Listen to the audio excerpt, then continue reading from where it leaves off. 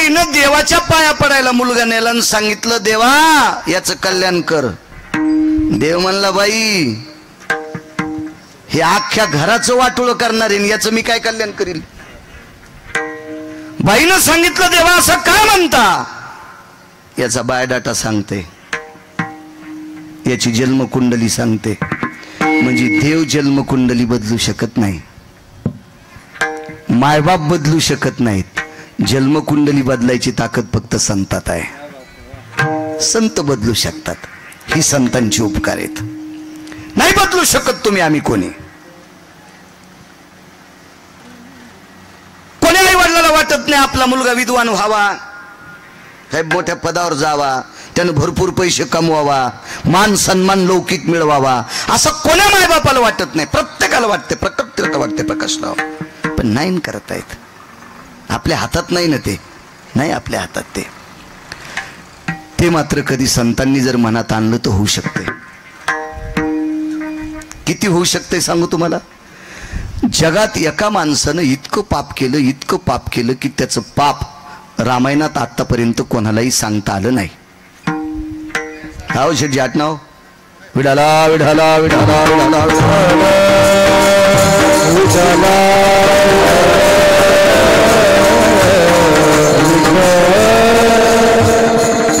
नाही करू शकत भरतभाऊ कोणी.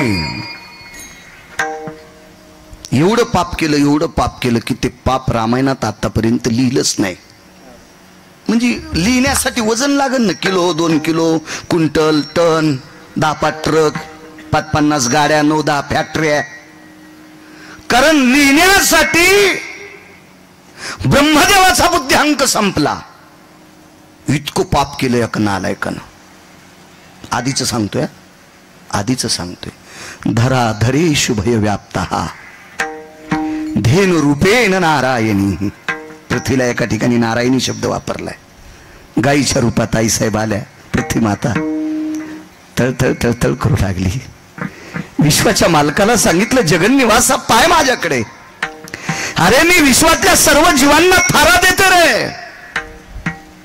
कोणी कामाचा असेल, कोणी नसेल, कोणी विद्वान असेल, कोणी परमार्थिक असेल, काय असेल, मी सगळ्यांना थारा देते रे. देवा थारा देते.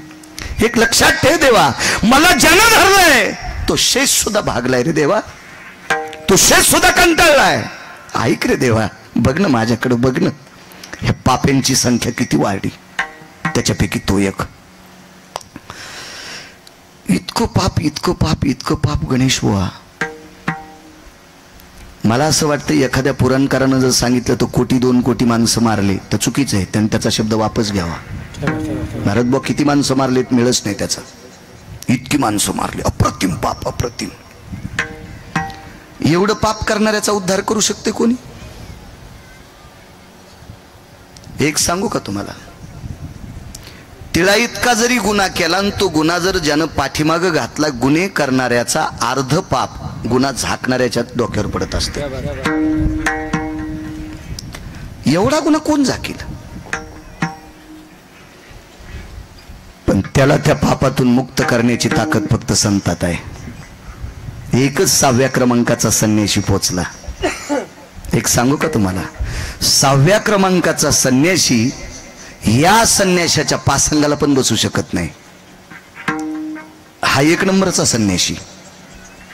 आणि 6व्या क्रमांकाचे संन्याशी म्हणजे देवर्षी नारद. हो, आपण त्यांच्या जीवावर खातो बरं, इतकं लक्षात घ्या. तुम्ही पण, मी पण, तुम्ही पण. हो, आणि तुम्ही आम्हाला 2 टायमाची भाकरी देतात त्या 6व्या क्रमांकाच्या संन्याशामुळं. कारण ही गादी त्याची आहे, ज्याला नारदांची गादी म्हणतात, त्या संन्याशाची कृपा आहे. आणि हा संन्याशी भेटला. एक जण म्हणला, मारुतीरायला 1 नंबरचे संन्याशी कसे म्हटले? अरे सुमळ्या, ज्याचे इंद्रिय ज्याची आई बघू शकत नाही तो 1 नंबरचा संन्याशी. एवन सगळ्या संन्याशांचं शरीर त्याच्या आईनं, त्याच्या बाबांनी बालवयात पाहिलं, झाल्या दाईनं पाहिलं, हॉस्पिटलमध्ये जन्माला आला असेल तर डॉक्टरनं पाहिलं. पण असा एकच संन्याशी, एकच, की ज्याचे इंद्रिय त्याची आई सुद्धा बघू शकत नाही, नैष्टिक ब्रह्मचर्याचा कासोटा आईच्या पोटातच बांधून आलेला संन्यासी, त्या संन्याशाचं नाव मारुतीराय. हा 1 नंबरचा संन्यासी शेठजी. 6व्या क्रमांकाचा संन्यासी ज्यानं भजन केलंय.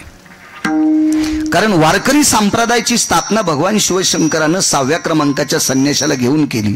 सुर नर किन्नर नारद तुंबर गाती निरंतर रे, सुर नर किन्नर नारद तुंबर गाती निरंतर रे, माधवा मुरली मनोहर रे, माधवा मुरली मनोहर रे, माधवा मुरली मनोहर रे. सुर नर किन्नर नारद तुंबर, 6व्या क्रमांकाचे संन्यासी देवर्षी नारद. आणि या नारद नावाच्या संन्याशाला आपलंसं करून माझ्या देवादिदेव काशीतल्या मालकांनी शिवजींनी भजनाची सुरुवात केली. पण सोबत नारदांना घेतलं. भजन ही कोणाची परंपरा? कोण करी भजन? भजन करी महादेवा, भजन करी महादेवा, भजन करी महादेवा.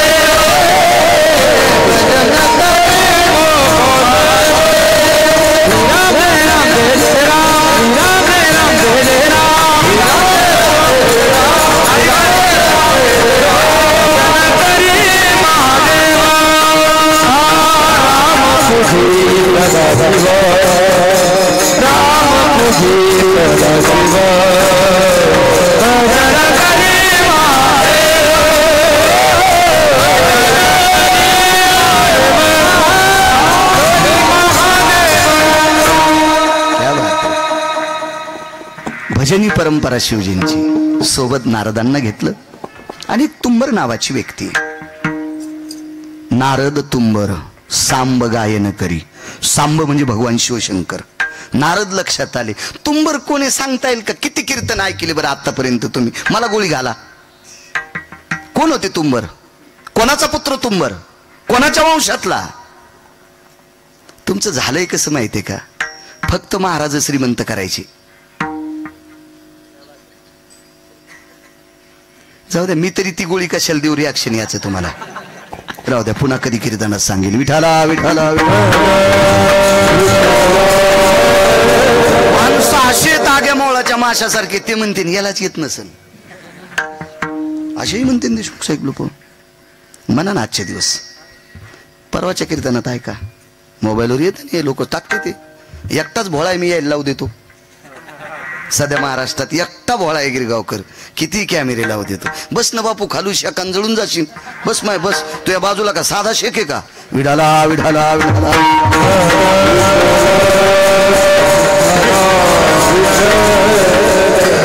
एखादं प्रमाण सुरू झालं की उठून मग त्यांच्याकडे फिरवायचं. योग असा आला.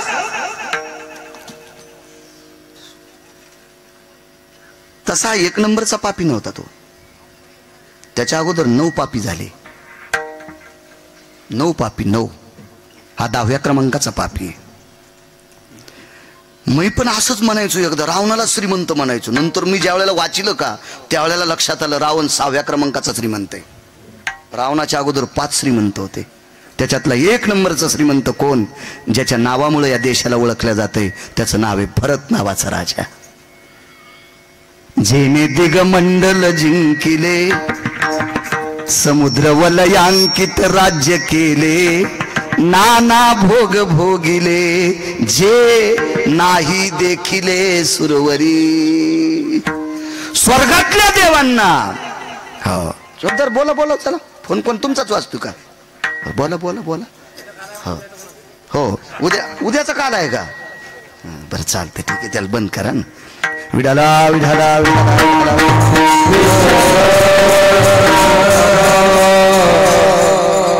आगाऊच भूते बाबा हे.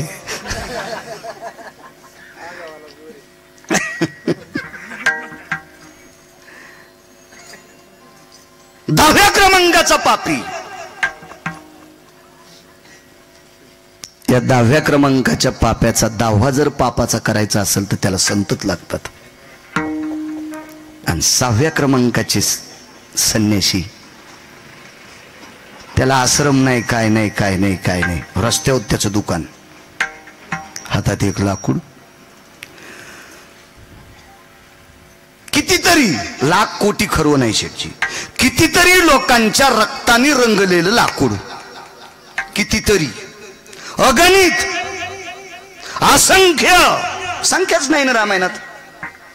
एवढ्या लोकांच्या रक्ताने रंगलेलं लाकूड त्याच्या हातात. दिवसभराची माणसं मारायची, रात्री सुद्धा माणसं मारायची, आणि जो त्यांच्याकडे आवेज असेल गणेशबा तो संसारातल्या लोकांना नेऊन द्यायचा. तुमच्या एक लक्षात ठेवा, कुटुंब प्रमुखानं केलेलं पाप संसारातले लोक फेडीत नसतात. गिरगावकरानं पापाची संपत्ती कमवली तर बायकोला आणि लेकराला तिळा इतका दोष नाही, तूच फेड सुंबळ्या. यम ठरवीन तुला कोण्या नरकात टाकायचं ते. यम यम कधीपर्यंत? जोपर्यंत त्यांना कळत नाही तोपर्यंत. कळाल्यावर जरी मला मान्यता देत असतील तर मग पापाचे अधिकारी ते, पण बायको नसतीच. पुराण मान्य, नवऱ्यानं केलेला परमार्थ बायकोला मनानच अर्धा भेटतो, आणि नवऱ्यानं केलेलं पाप इकत पण बायकोला घेता येत नाही. हे त्यालाच फेडावं लागतंय. हा पुराणाचा सिद्धांत आहे. विठाला विठाला विठाला.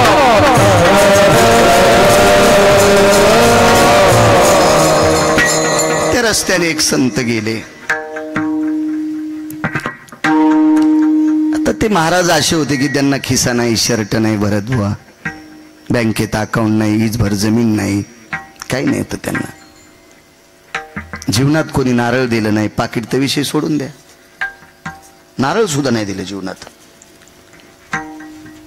महाराज, नारदाच्या काखात झोळी आहे असा जगातला कुठलाही फोटो काढणारा फोटो काढू शकत नाही. काय त्याची माय व्याली?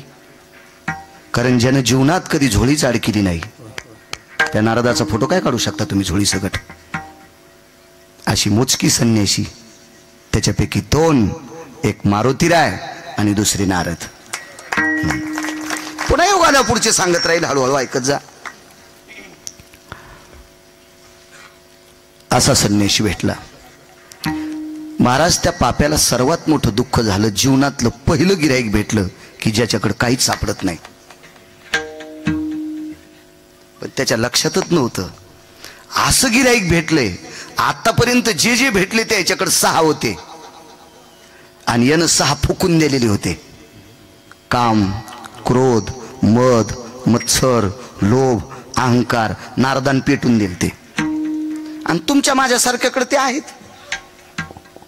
आपल्याकडे आहेत ते. या 6 बरबटलेले आतापर्यंत सापडले आणि 6 त्यानं फुकून दिलेत असा निष्कलंक भेटलाय. आणि म्हणून कपाळावर हात मारला. काय सकाळी सकाळी भेटले. महाराज, पुण्य उदयाला आलं. बहुआ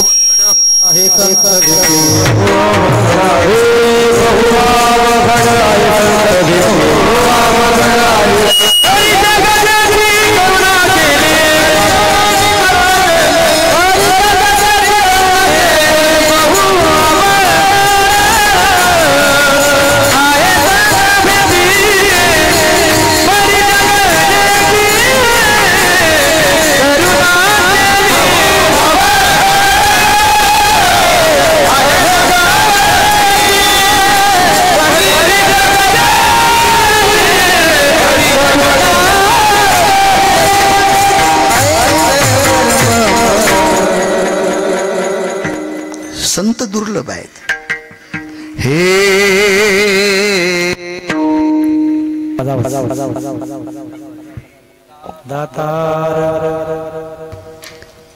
साधू दुर्लभ आहे. हिरा आहे पण कमळावर दुर्लभ आहे. योगी आहे पण निर्मळ दुर्लभ आहे. साधू भेटतील ना साधणारे, ज्यानं 6 धुतलीत का वकील साहेब, असा साधू दुर्मिळ आहे. आज योग काय?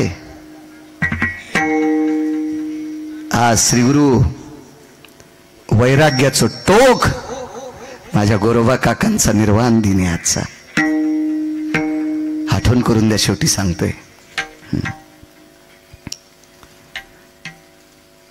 मला वाटतंय समर्थांचा सुद्धा निर्वाण दिन आहे आज, समर्थांचा पण. वा,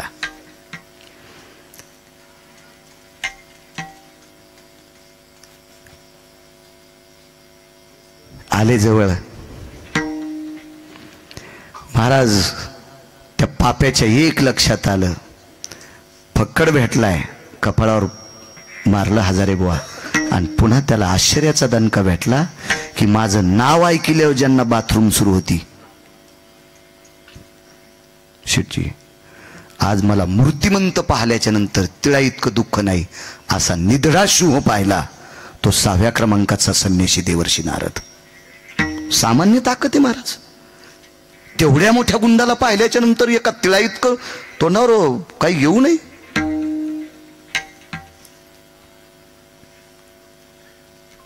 गुरुवर्य पुराणाचे गाढे अभ्यासक वैकुंठवासी माधव महाराज मगरांचा प्रश्न असायचा, तुम्ही पुण्यवान माणसात, बाबांचा जन्म या भागातला आहे. बाबा सांगायचे त्या गुंडानं नारदाला कितीतरी प्रश्न केले, त्याच्यातला पहिला प्रश्न आहे तू मला का नाही भेला. पहिला प्रश्न तू मला का भेला नाही प्रतापराव विचारलं, प्रकाशराव मला का नाही भेला. तर नारदानं सांगितलं भेवा लागते फक्त भरत बुवा मरणाला, आणि मरण आमचं कधीच मरून गेलंय.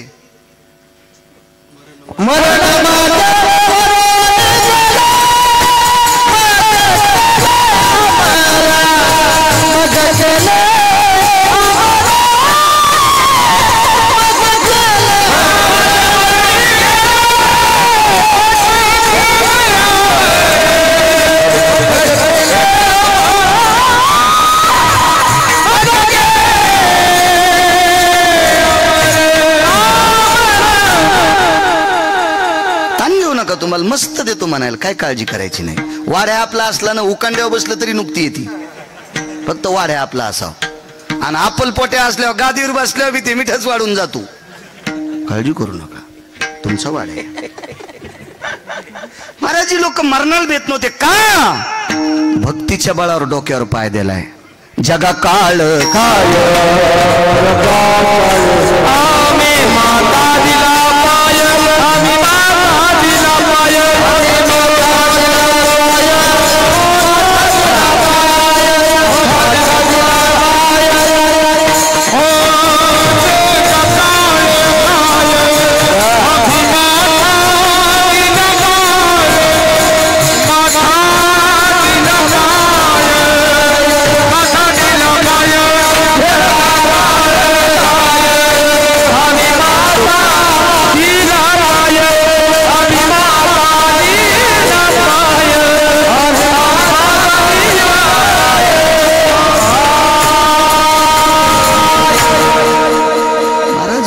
च्या बळावर काळाच्या डोक्यावर या लोकांनी पाय दिलाय.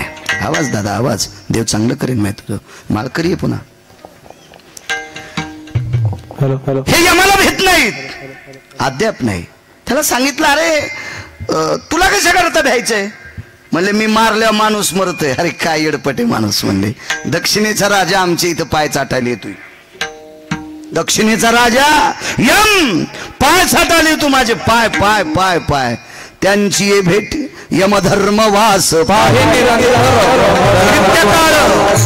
यमधर्मवास पाहे नित्यकाळ.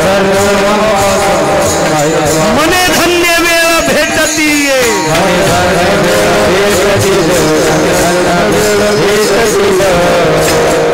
यमधर्मवास पाहे नित्यकाळ.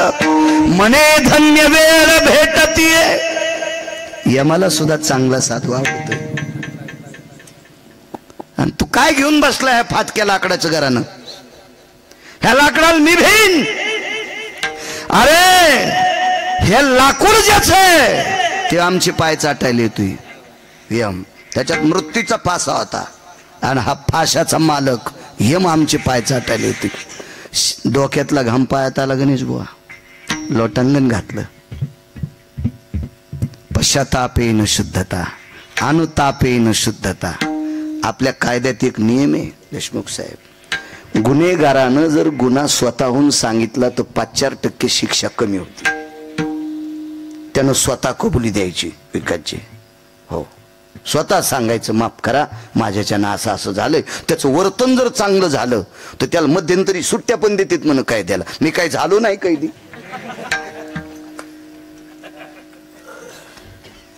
आणि इथं तर चटत दुकान पाठ आहे.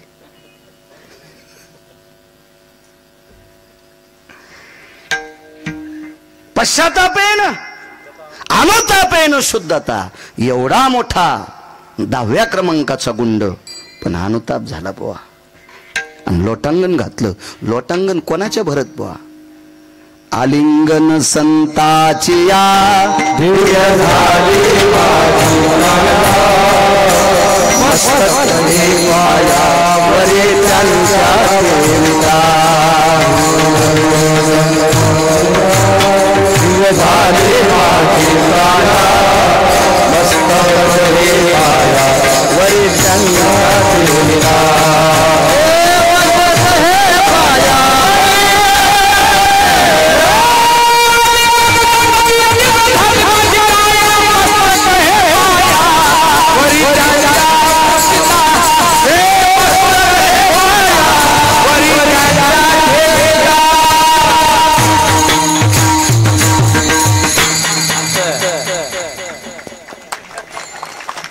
पेटीच्या पट्ट्यात फेकून दिल्या पठ्यान. महाराज हे यंत्र इकत भेटत नाही हो प्रकाशराव. हे गंधर्वाच्या कृपेने प्राप्त करावं लागते. तुम्हाला बोट इकत नाही घेतले, ते इंद्राच्या कृपेने प्राप्त झाले. विडाला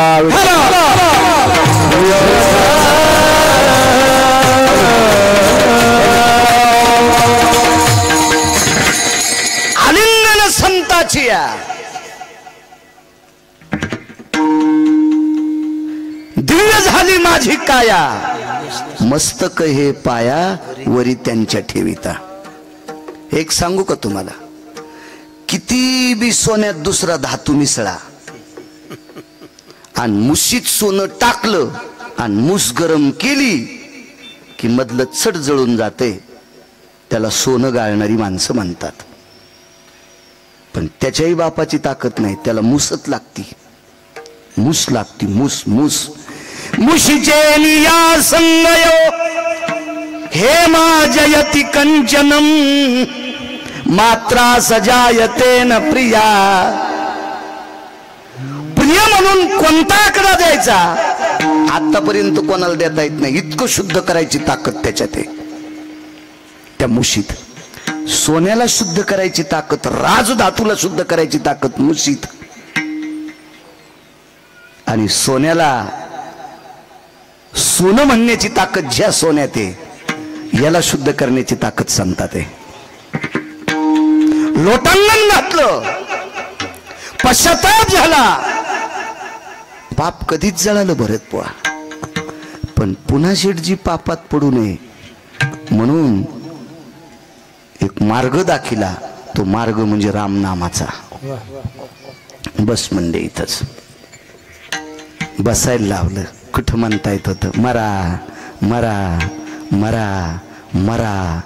जीवनभर चुकीचं काम करणाऱ्याला नीट कसं येईल?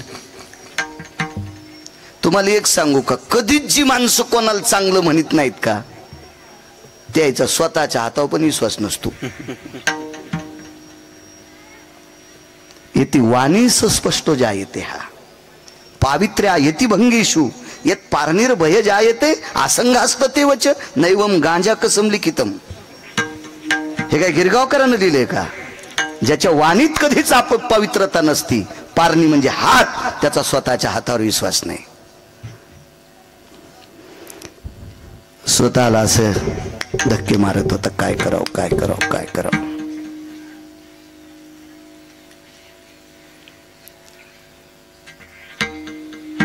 तृणाग्नी मिळे तैशी नामे केले, हो कापुराच्या वाती ठाईची समाप्ती. अग्नी कर्पुराची मिळी कोण उरली ती काजळी. शिल्लक राहतं का तिथं काही नाही, पापच संपलं. पर्वत जळती पापाचे, पर्वत जळती पापाचे, पर्वत जळती पापाचे, पर्वत जळती पापाचे. हे सना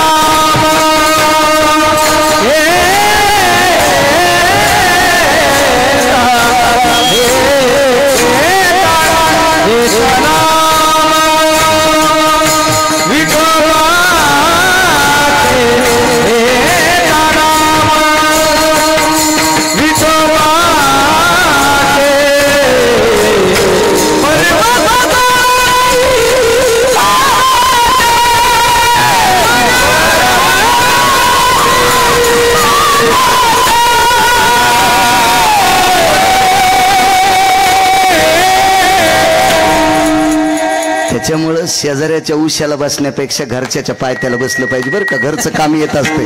विठाला विठाला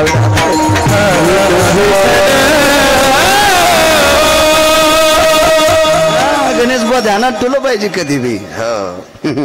बायको गावाला गेली शेजारनी पुरणपोळ्या दिल्या. किती दिवस वकील साहेब. ती म्हणली कदरलीन मेल्या. दुसऱ्या दिवशी तीन दिले गळफाशी. गळफाशी नाही कळालं शेंगुळे यावड झालं त्यानं मग गळफाशी काय दिली. शेंगुळे शेंगुळे कौरत देईन ती पुरणपोळ्या. घरची घरची आपला आपला असावा. शेवटी मदत केली ना भावाला.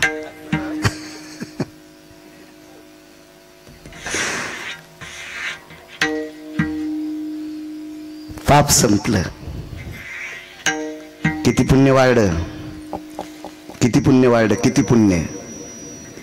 असा पलंग भेटला बसायला तुमच्या दुकानात नसेल. तो नामदेव फर्निचर मध्ये तो पलंग कसा असेल. कारण त्या पलंगावर बसून त्या व्यासपीठावर बसून असं लिहिलं.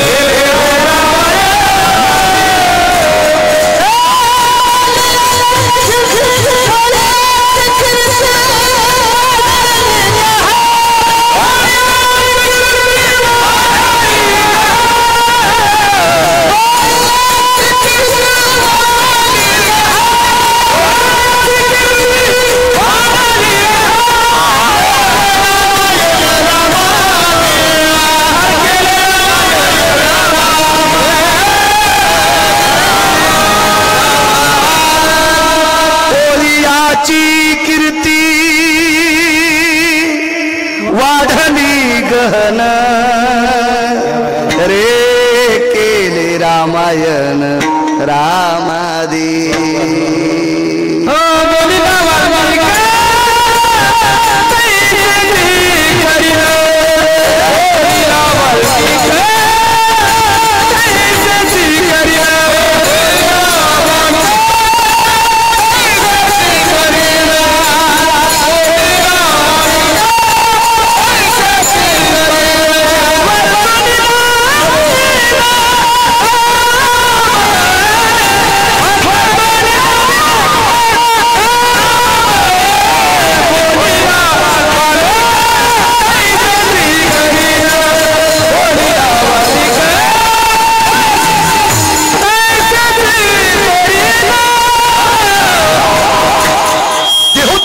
सांगतात. किती पावर वाढली माहिती जयस्वाल देशमुख साहेब. पंढरपुरातल्या मालकाची मुलगी विधवा झाली. शेठची पंढरपुरातल्या मालकाची मुलगी जावाई मेला. इतकं नातं जवळचं कोणतं असू शकते. जावाई गेला. जावाई शेषशाही अनंत लखनलालजीचं अंतःकरण पाणावलं आणि विटेवरचे मालक मर्यादा पुरुषोत्तम 7व्या अवतारात ते रामचंद्रांच्या पायावर डोकं ठेवलं. दादा मुलीच्या कपाळावरचं कुंकू माझ्या हाताने पुसण्यात आले. काही पर्याय आहे का आपल्याकडे. कोण जावई. लंकेश राजा रावणाचा पुत्र इंद्रजित आपला जावाई. सुलोचना माझी मुलगी. महाराज इतकं अंतःकरण कालवलं मर्यादा पुरुषोत्तम रामचंद्राचं. लखन लखन तो मुलीला विधवा केलास. मालक माफ करा. अपराध घडला. काही काळजी करू नकोस. मी जिवंत करतो. बसा शांत. मी बोलतो ते ऐकत राहा फक्त. आणि मग मारुतीराय जवळ आले आणि मर्यादा पुरुषोत्तम रामचंद्रांना विचारलं की तुम्ही इंद्रजिताला जिवंत करणार आहेत. हो. कशामुळं. काही नाही म्हणे आमचा जावाई. वा. हे कधी कळालं? आजच कळालं मारल्यावर, आधी नव्हतं माहित. इंद्रजित तुमचा जावाई कसा? लक्ष्मणजीची कन्या सुलोचना आहे, शेषाचा अवतार येत. वा, बर. मग रावण कोण तुमचा? व्याही. शांत बसा ना, ऐका. विसंग हे ना विक्षेप होत तसा. विडाला विडाला विडाला विडाला विडाला.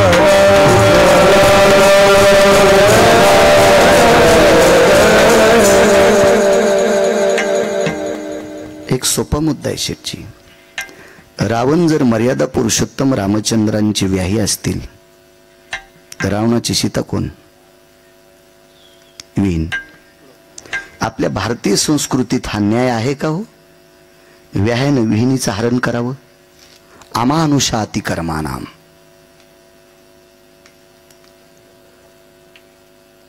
मुनिर्भयस्थितः वेदशास्त्र पुराणात्मतायाम यज्जायते वेदांता स्थितो अपात्रेषु भयस्थितः.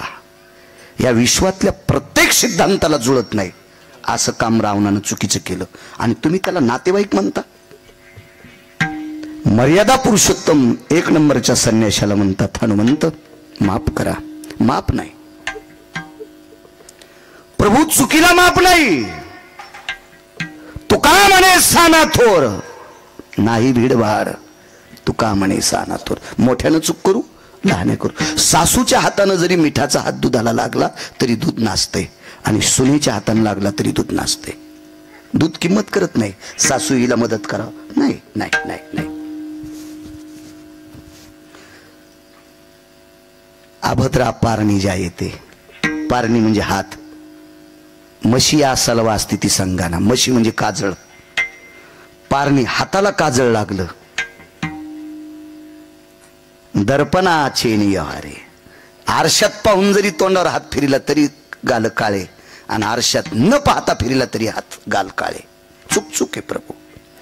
मारुतीरायनं प्रभू रामचंद्र म्हणतात हनुमंत तुला कळतंय? सगळंच कळतंय ना. बुद्धिमताम वरिष्ठ. मारुतीरायासारखी बुद्धी कोणाला असती वे? काय चातुर्य त्या मालकाकडं? हो ठीक आहे म्हणले. नाही पण आम्हाला उठवायचं. ही असली नाती कसली बी असू दी पण आम्हाला उठवायचं. नाही उठीत आलं. महाराज एका पवित्र साधूच्या कृपेने लालाजी जे सिंहासन भेटलं होतं का, त्या सिंहासनावरच्या साधूकडे प्रकाशराव मारुतीराय गेले आणि ग्रंथातला एक श्लोक काढून आणला. फाडून नाही, लिहून आणला. आणि तो श्लोक ध्वजपत्रावर लिहिला गणेश बुवा आणि ध्वजपत्र शिफ्टीत बांधलं आणि शिफ्टीत खून राहावा म्हणून घंटी बांधली. मारुतीरायाच्या शिफ्टीत कुठं कुठं घंटा बांधलेला फोटो आहे. घंटा बांधलेला. कशाचं स्मरण आहे? दोन गोष्टीचं. मारुतीरायाला प्रभू रामचंद्रानं सीता ही अंगठी ओळखेल म्हणून मुद्रिका अगस्तीनं दिलेली नवग्रहाची अंगठी. महाराज मालकाची अंगठी बोटात कशी घालतील मारुतीराय? ते मारुतीराय होते म्हणून शेपटीत बांधली होती. ती स्मरणात राहावी म्हणून घंटा. श्लोक बांधला तो स्मरणात राहावा म्हणून घंटा. अजून चार कारणे आहेत पण हे दोन लक्षात ठेवा ना. पुढचे सांगितलं हे विसरून जातील. विठाला विठाला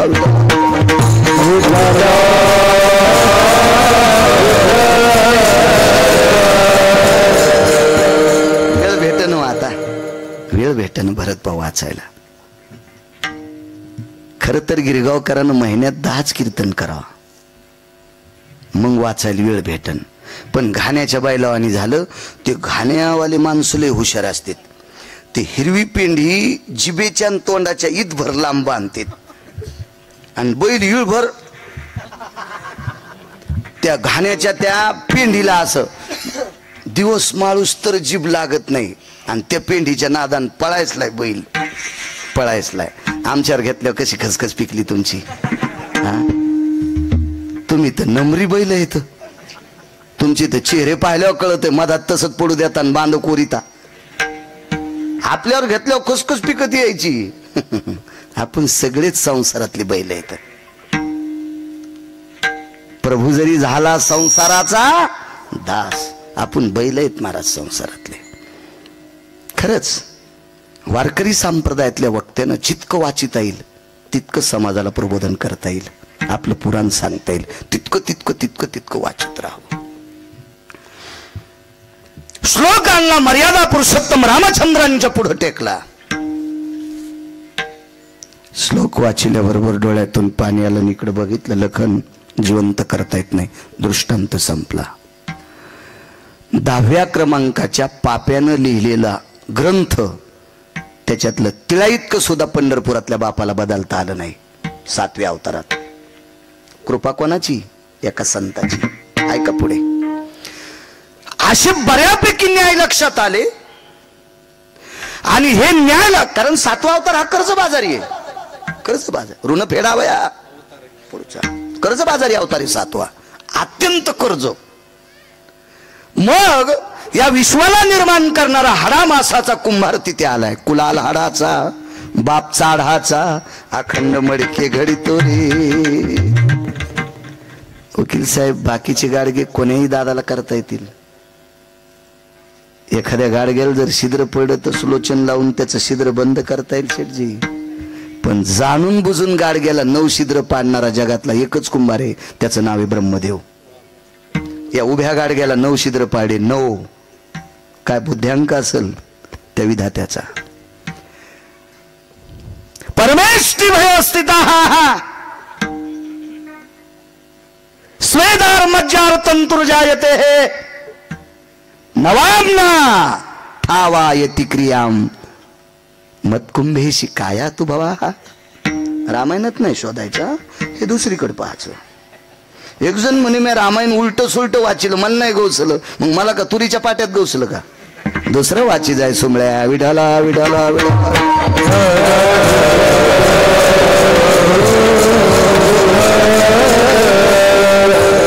ते ब्रह्मदेव खाली आले आणि त्या सिंहासनावर बसलेल्या व्यक्तीच्या भेटी करता निघाले. शिष्य होते असे शिष्य होते. हे असतील नवल नाही गणेश बुवा. विश्व ज्याच्या ताब्यात येते, जगाच्या बापाची पोरं त्याचे शिष्य होते. कुश लव आणि कुश हे विटेवरच्या मालकाची मुलं आहेत. 7व्या अवतारातली मर्यादा पुरुषोत्तम रामचंद्रांचे पुत्र आहेत. आणि त्या जगातल्या 1 नंबरच्या गुंडाचे शिष्य, 10 क्रमांकाच्या गुंडाचे शिष्य. अगोदर गुंडच ना. वाटपाड्या किती शब्द दाखवायचे तुम्हाला? अजून असे 2 शब्द आहेत, ते माझे सगळे केस पिकेपर्यंत मी कीर्तनात सांगू शकत नाही. भीती नाही, पण वय कमी असल्यामुळे ते शब्द काढायचे नाही, कारण मावल्या पुढे बसलेले आहेत. विडाला विडाला विडाला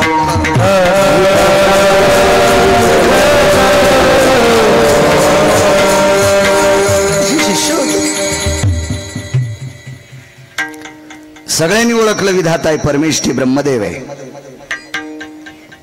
जे नवीन नवीन होते त्यांना कळालंच नाही. 4 तोंडाचा माणूस, 4 तोंडाचा माणूस, 4 तोंडाचा माणूस, 4 तोंडाचा माणूस पळतच गेले. गुरुजी आपल्याकडे 4 तोंडाचा माणूस आलाय. गुरुजींनी सांगितलं माणूस नाही, तुम्हाला जन्मजन्माला घातलंय तोच आलाय. रचेता ब्रह्मदेव आहे. रचलेल्या पिंडात काय टाकायचं हे पंढरपुरातल्या मालकाच्या हातात आहे. आणि या पिंडानं भरत बस शहाणपणा केल्या मळ्यात नेऊन कोण्या दिवशी फुकायचं हे काशीतल्या मालकाच्या हातात आहे. संवारकारी म्हणतात प्रकाशराव. टकटकच करायची नाही, कोणी म्हणायचंच नाही बहादर मुकाडे बस उद्या फुकायचे तुला. इथून गिरगावला जाईल भरोसा आहे का गिरगाव करायचा? माशी पाखू पाकडे काय आपल्या हातात आहे. काशीतल्या मालकाचा संदेश आला की उद्या निरोप आदरणीय हरिभक्ती परायण बाळू महाराज गिरगावकर अनंतात विलीन. लगेच त्याला क्लिप गेले दिगंबर. यायला काही धंदेत नाहीत. हे कडू कोणाला टाकावं जराशी लाज वाटली पाहिजे. विठाला विठाला विठाला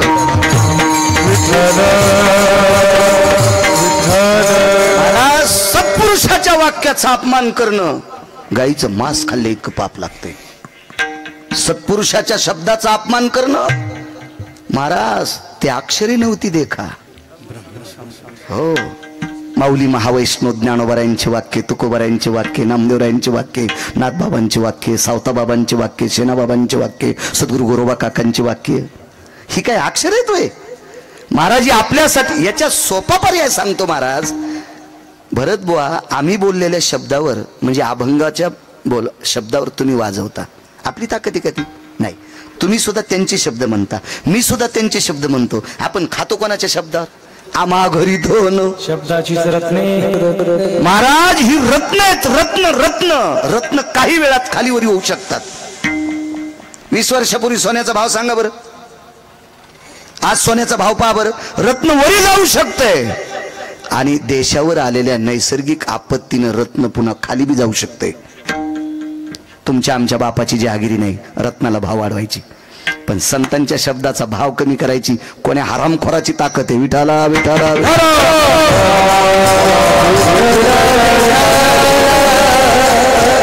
रचेता आलाय, रचेता आहे, रचेता सृष्टीचा रचेता आहे. महाराज जीव सृष्टीचा रचेता ब्रह्मदेव आहे, मुंगीपासून तर झाडापर्यंत. तुमची आमची जहागिरी नाही. किती रचेता? तुम्ही किती पैसे दिले पोरग सुंदर होईल? तुम्ही कोणता औषध त्याच्या आईला दिल्या मुलगा सुंदर होईल, विद्वान होईल? आई तुमच्यात ताकद नाही, वैद्यात नाही, ती ताकद आहे त्याच्यात. एखाद्या वेळेस तुमच्या कर्तव्यात येऊ शकते, तुमच्या कर्तव्यात ती ताकद येऊ शकते. ती पण नामदेवरानेच सांगा. वस्त्रदाने सुंदरपण, ज्ञानदाने ब्राह्मणपण. शेवटचं सांगतो. ऐशा दानाच्या पंगती वेगळाल्या सांगू किती. एका ध्यारे लक्ष्मीपती. विष्णुदास नामा म्हणे. उदकदाने सदा सुखी, अन्नदाने दृढायुषी. या भंगात फार मोठी लेवल सांगितली. ज्ञानदाने सुंदरपण, ब्राह्मणपण. आणि वस्त्रदाने मंदिरदाने भुवन पालकी. या गा तुम्हाला भुवन पालकी आहे. हो काय काय ताकद. इकडे येता तिथंच राहा. विढाला विढाला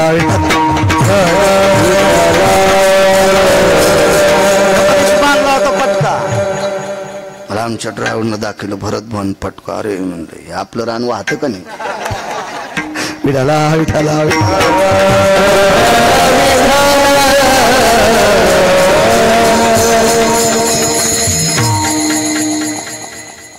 ब्रह्मदेव आहे. महाराज स्वागत करण्याकरता बाहेर आले. या ब्रह्मदेवा, या विधाता, या. बसायला आसन टाकलं. महाराज महर्षीनं टाकलेल्या आसनावर बसण्याची भीती वाटू लागली ब्रह्मदेवाला. भीती वाटू लागली. का? त्यांचे या भेटीचे अर्थ ब्रह्मादिका. पूज्य सकळ लोका विश्वा झाले. ब्रह्मदेवाला सुद्धा ही संत आवडतात. हे मला आवडतील नवल नाही, विधात्याला सुद्धा आवडतात. बसण्यासाठी आसन टाकलं, आग्रह केलं, बसवलं. आणि ब्रह्मदेवाच्या चारी मुखारविंदातून एकच वाक्य पडलं.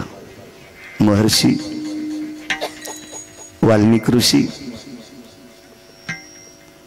आणि महर्षी वाल्मिक कोळी याची कीर्ती वाढिली. महाराज संतात ताकद आहे. अजून एका कोळ्याचं नाव फार मोठं आहे. श्री गुरुचे नावे माती डोंगरी जया पाशी होती. तेने कोळीये त्रिजगती एकवद केली. जगात 3रा क्रमांक. भारतात नाही बरं, पृथ्वीवर जितके देश आहेत या सर्व देशात 3रा क्रमांक. त्याचं नाव एकलव्य. द्रोणाचार्यांची कृपा. नुसती मातीच. आणि त्या मातीच्याच गोळ्याला गुरु मानलं आणि प्रणाम केला. तेने कोळी त्रिजगती एकवद केली. या त्रिभुवनात 3रा क्रमांक पटकावला. काय ताकद महाराज, किती मोठी शक्ती. हाही कोळी आहे. आणि चांगलं वागण्यासाठी जातीचा संबंध नाही. कोण्या जातीचा असू द्या, चांगलं वागला की त्याचं कल्याण. मला तर असा एक सिद्धांत आहे, माझा नाही मोठ्यांचा आहे, फक्त सांगतो गिरगावचा बाळ्या. जगात अशी जातच नाही की त्या जातीत हलकट माणसं नाहीत. प्रत्येक जातीत हलकट माणसं, प्रत्येक जातीत नालायक माणसं, प्रत्येक जातीत बुजदिल माणसं, प्रत्येक जातीत हरामखोर माणसं, प्रत्येक जातीत पांचट माणसं आणि प्रत्येक जातीत चांगली पण माणसं. म्हणून तुमच्या आमच्या बापाची जहागिरी नाही कोणाला वाईट म्हणायची. हा काही नाही, काही म्हणायच ताकद नाही. अहो तृतीय पंथात सुद्धा विमानात बसण्याची लायकी एकाला प्राप्त झाली. विमानात त्या लागी विमान पाठविले, कानोपात्रा खोदू पिंजारी तो दादून भजनी अभेद्वारीचे पायी. विमानात बसून गेला तो माणूस. का? त्यानं त्याची साधना केली, त्याने विटेवरच्या मालकाचं भजन केलं, त्याला विमान. काही तुम्ही म्हणू शकत नाही कोणाला. प्रत्येक जातीत चांगली माणसं आहेत.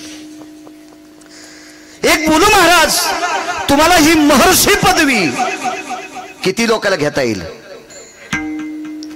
पण जगाच्या बापाचा सुद्धा न्याय तुम्हाला मोडण्याची ताकद तुमच्यात आली, ही कुठून आली?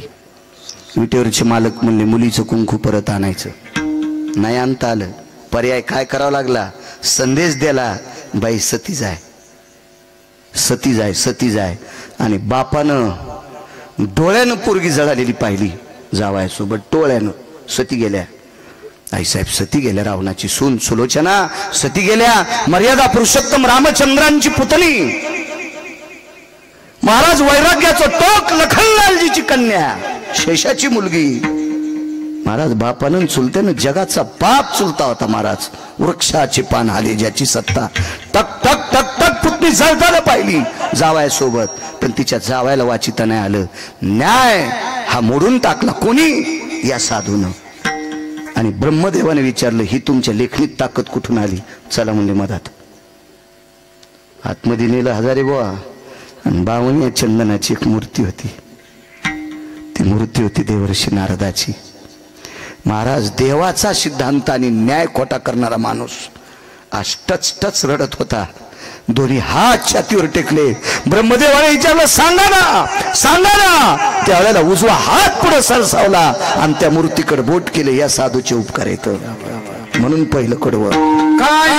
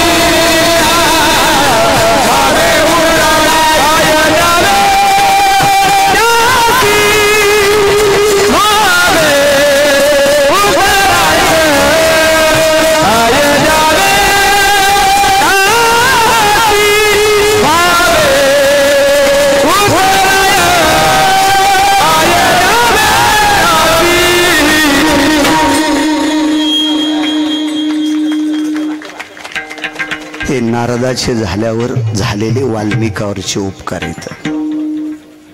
महाभारत संपलं.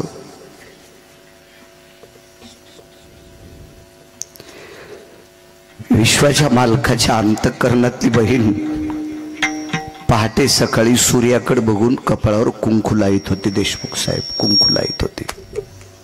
मला वाटते तुमच्या इथले तिसरं कीर्तन आहे.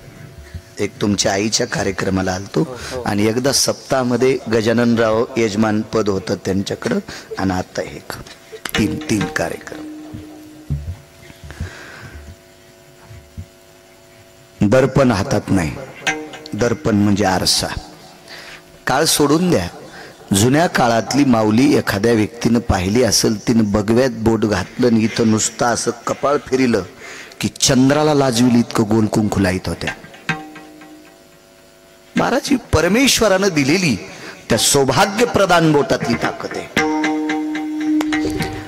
तर पूर्वेकडे सूर्याची किरण पडता स्नान आटपलं. पहाटेचा बालार्क सूर्य छोटासा ज्याला आपण अरुणोदय म्हणतो आणि या वेळेला कपाळाला कुंकू कोरत होती.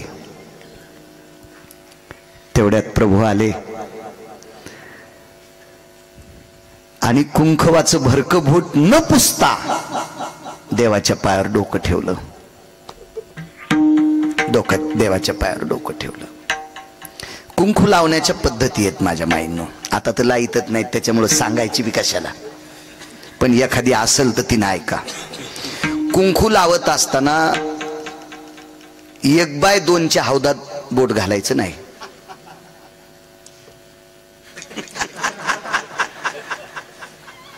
पप्याचा बाप उष्टा करायचा नाही.